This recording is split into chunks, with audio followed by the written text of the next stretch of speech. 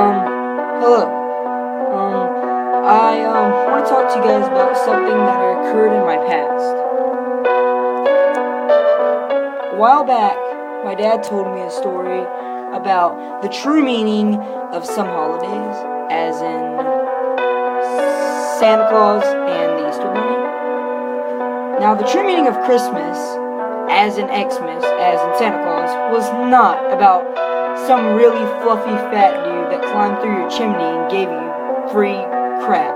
That's not even close to the truth. The truth was about a man that was about in his 30s with a beard. He would dress in red, not like the big furry suit that I have here, even though it's evil. But he did not dress in a big fluffy red suit that looks all sparkly and nice. He just wore, simply, didn't even describe it, red.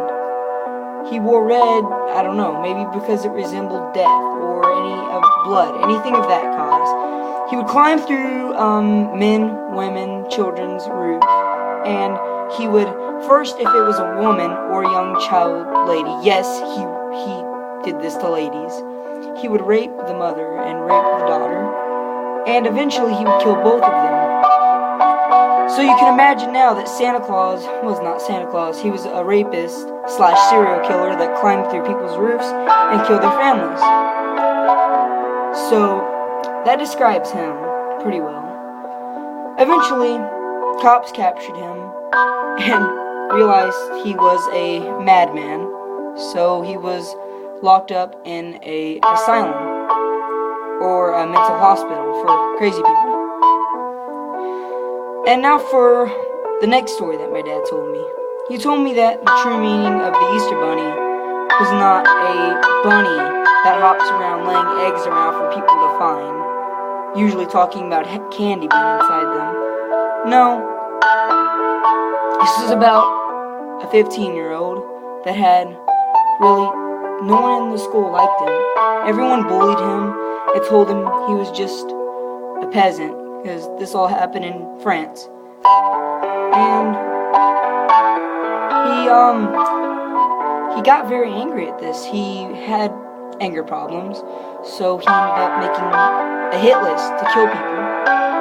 And eventually, he carried a knife to school with him. He murdered 2 people without any of the security in the school knowing.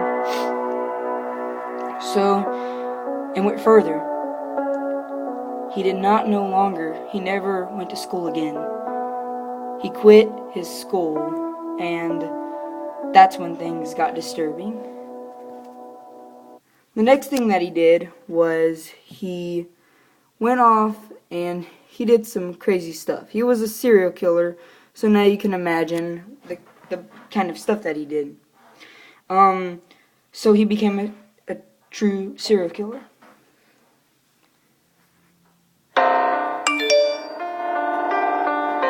And after that, he killed over 30 people, such as women and children.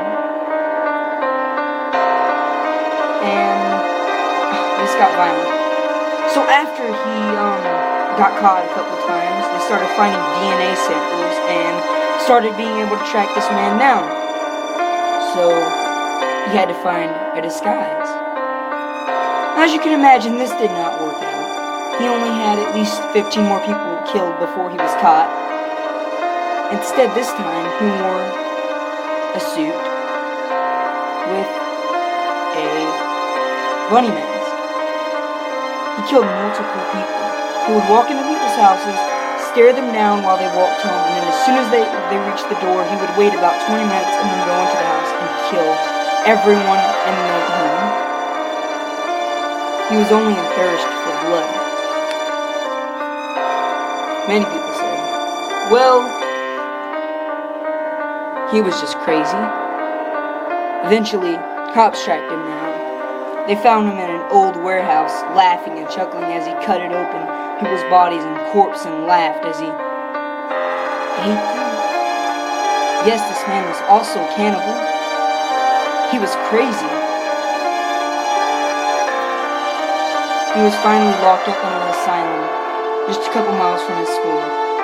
If the kids ever went by the asylum, they could hear the laughter of that little boy.